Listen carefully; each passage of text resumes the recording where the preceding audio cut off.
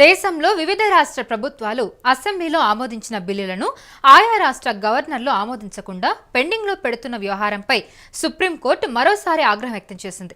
కేంద్రం చెప్పు చేతుల్లో ఉన్న గవర్నర్లు, రాష్ట్రపతి ఇలా బిల్లులు పెండింగ్లో పెడుతూ పోతే ఏం జరుగుతుందో చెప్పే క్రమంలో పొరుగు దేశాలు నేపాల్, బంగ్లాదేశ్లో చోటు చేసుకుంటున్న సంఘటనల్ని సుప్రీంకోర్టు గుర్తు చేసింది.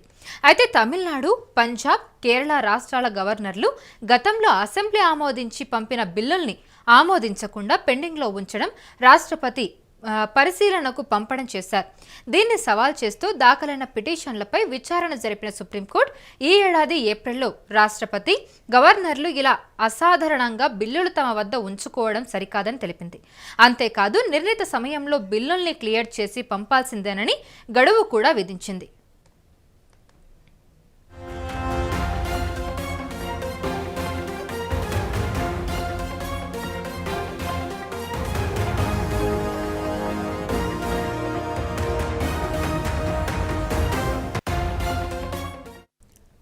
అయితే బిల్లులపై సుప్రీంకోర్టు అభిప్రాయం కోరేందుకు రాష్ట్రపతి రాజ్యాంగం కల్పించిన హక్కును ప్రస్తావిస్తూ చీఫ్ జస్టిస్ బిఆర్ గవాయ్ దీనిపై తాము గర్వపడుతున్నట్టు తెలిపారు. అయితే ప్రస్తుతం నేపాల్లో, గతంలో బంగ్లాదేశ్లో జరిగిన సంఘటనల్ని ప్రస్తావిస్తూ పొరుగు దేశాల్లో ఏం జరుగుతుందో చూడాలన్నారు. నెల రోజులకు పైగా బిల్లులను రిజర్వ్ చేసే విషయంలో సొలిసిటర్ జనరల్ తుషార్ మెహతా రాష్ట్రాలు, కేంద్రపాలిత ప్రాంతాల గవర్నర్లను సమర్థించిన నేపథ్యంలో సుప్రీంకోర్టు ఈ వ్యాఖ్యలు చేయడం జరిగింది. అయితే ఎన్ని బిల్లులు ఆమోదించబడినా లేదా నిలిపివేయబడినా దేశం గత 75 సంవత్సరాలుగా పనిచేస్తుందని ధర్మాసనంలో మరో న్యాయమూర్తి జస్టిస్ విక్రమ్నాథ్ వ్యాఖ్యానించారు. రాష్ట్ర ప్రభుత్వం ఆమోదించిన బిల్లులో 90% గవర్నర్ ఒక నెలలోపు క్లియర్ చేస్తారని సొలిసిటర్ జనరల్ తెలిపారు.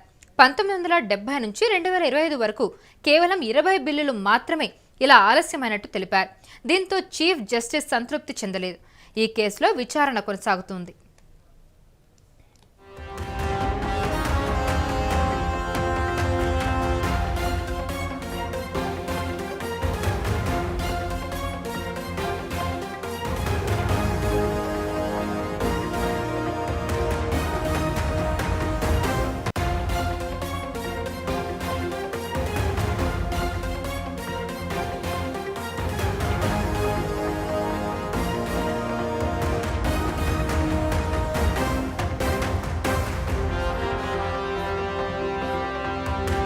దేశంలో వివిధ రాష్ట్ర ప్రభుత్వాలు అసెంబ్లీలో ఆమోదించిన బిల్లులను ఆయా రాష్ట్ర గవర్నర్లు ఆమోదించకుండా పెండింగ్లో పెడుతున్న వ్యవహారంపై సుప్రీంకోర్టు మరోసారి ఆగ్రహం వ్యక్తం చేసింది.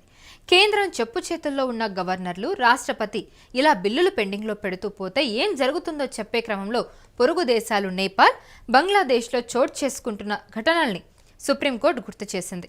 తమిళనాడు, పంజాబ్, కేరళ రాష్ట్రాల గవర్నర్లు గతంలో అసెంబ్లీ ఆమోదించి పంపిన బిల్లుల్ని ఆమోదించకుండా పెండింగ్లో ఉంచడం, రాష్ట్రపతి పరిశీలనకు పంపడం చేశారు.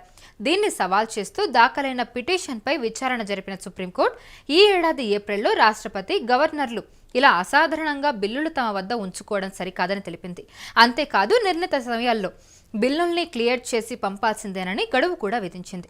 బిల్లులపై సుప్రీంకోర్టు అభిప్రాయం కోరేందుకు రాష్ట్రపతికి రాజ్యాంగం కల్పించిన హక్కును ప్రస్తావిస్తూ చీఫ్ జస్టిస్ బిఆర్ గవాయ్ దీనిపై తాము గర్వపడుతున్నట్టు తెలిపారు. ప్రస్తుతం నేపాల్లో, గతంలో బంగ్లాదేశ్లో జరిగిన ఘటనల్ని ప్రస్తావిస్తూ పొరుగు దేశాల్లో ఏం జరుగుతుందో చూడాలన్నారు. నెల రోజులకు పైగా బిల్లులను రిజర్వ్ చేసే విషయంలో సొలిసిటర్ జనరల్ తుషార్ మెహతా రాష్ట్రాలు, కేంద్రపాలిత ప్రాంతాల గవర్నర్లను సమర్థించిన నేపథ్యంలో సుప్రీంకోర్టు ఈ వ్యాఖ్యలు చేసింది.